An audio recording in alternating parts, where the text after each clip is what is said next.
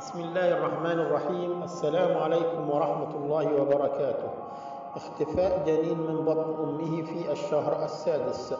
واقعة غريبة بمحافظة الأقصر، وهي اختفاء جنين من بطن أمه التي كانت حاملا بتوأم في الشهر السادس، حيث روى والد الأم التي أثبتت التحاليل والأشعة حملها بطفلين في الشهر السادس، وأن ابنته رأت حلما مفزعا واستيقظت على تحقيقه، مشيرا أنها رأت أن طفليها اختفوا من بطنها. واستيقظت الأم لتجد نفسها محاطة ببركة دماء ومياه، وهو ما أفزعها وجعلها تذهب مسرعة إلى المستشفى للإطمئنان على طفليها.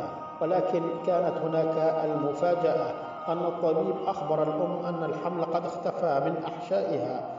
ومن جانبه روى الطبيب محمد عز الدين رئيس قسم التوليد والنساء نفس الوقائع التي حدثه عنها والد الأم، أنه أجرى أشعة تلفزيونية وأكد عدم وجود أي أثر للحمل، فيما أصرت الأم أنها كانت حامل، وأن الأشعة تثبت كبر حجم الرحم عن المعتاد، وهو ما يعني وجود حمل مثبت.